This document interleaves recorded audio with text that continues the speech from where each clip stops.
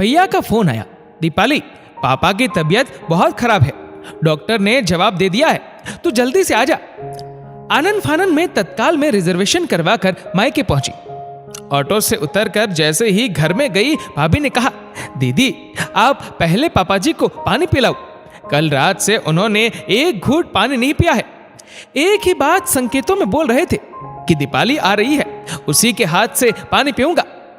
भाभी ने गंगाजल मिलाकर कटोरी में थोड़ा सा पानी लाकर दिया। मैंने चम्मच से पापा को पानी पिलाया। पानी पीने के बाद पापा धीरे धीरे थोड़ा इशारों में बोले, बेटा अब तू आ गई है, मैं तेरी ही राह देख रहा था, अब मेरे प्राण निकल जाएंगे। मुझे अंदर ही अंदर रोना आ रहा था, लेकिन कैसे भी अपने आप पर काबू किया। दूसरे दिन सुबह ही पापा हम सबको छोड़कर चले गए।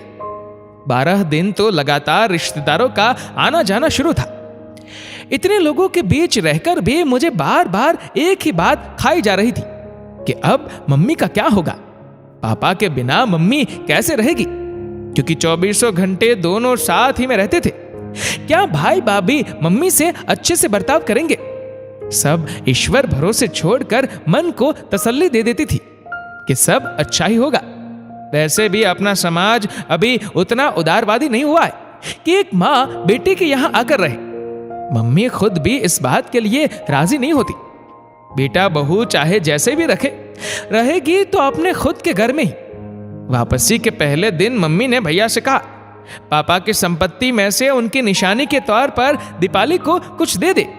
वैसे भी आजकल दीपाली की स्थिति कुछ अच्छी नहीं चल रही है। तेरे पापा ने भी कहा था कि हम दीपाली की कुछ मदद कर देंगे, लेकिन वे कुछ कर पाते इसके पहले ही। मैंने विरोध दर्शाते हुए कहा, मम्मी मुझे कुछ नहीं चाहिए, पापा ने मुझे बहुत कुछ दिया है, मुझे पढ़ाया लिखाया, अच्छे घर में एवं बहुत धूमधाम से शादी की, और सबसे बड़ी बात बहुत अच्छे संस्कार दिए। हाँ, दीपाली ठीक कह रही है, इसकी शादी में पापा ने दिल खोलकर पैसा खर्च किया था, और वैसे भी कानूनन जो लड़कियां मायके से अपना हिस्सा लेती है, उनका मायके से संबंध खत्म हो जाता है। मुझे एवं मम्मी को, दोनों को ही भैया से ऐसी उम्मीद नहीं थी। मैंने मम्मी की ओर देखकर इशारों में कहा कि ये सब भाभी का ही सिखाया हुआ होगा, जोरू के गुलाम जो ठहरे, क्योंकि मेरे भैया तो पहले ऐसे न थे, वे तो मुझ पर जान लुटाते थे। इतने में ही भाभी, जो इतनी देर से चुपचाप सब सुन रही थी, अचानक बोल उठी, आपकी बात 16 आने सही है जी। जो लड़कियां मायके की संपत्ति में से अपना हिस्सा लेती है, उनका मायके से संबंध खत्म हो जाता है। भाभी से ऐसा सुनकर मैं और मम्मी फिर से एक दूसरे को देखने लगे कि देखा, ये सब इसी का सिखाया हुआ था। लेकिन इसके बाद भाभी ने जो कुछ बोला वो हमने सपने में भी नहीं सोचा था। भाभी बोली, आपने कहा कि दीदी की शादी में पापा ने बहुत पैसा लगाया था, तो क्या हमारी शादी में पैसा नहीं लगा? क्या हमारी शादी में पापा ने किसी तरह की कोई कंजूसी की थी? नहीं ना। मम्मी जी ने एक बार मुझे बताया था कि जितना सोना उन्होंने दीदी को दिया था, उतना ही सोना उन्होंने मुझे भी दिया था। रही बात अन्य सामानों की, तो अपनी गृहस्थी बसाने के लिए उन्होंने हमारे ऊपर दीदी से कुछ ज्यादा ही खर्चा किया है। मतलब ये कि पापा जी ने बेटा और बेटी दोनों पर बराबर खर्चा किया। तो फिर आप ऐसे कैसे कह सकते हैं कि अब दीदी का संपत्ति पर कोई अधिकार नहीं है?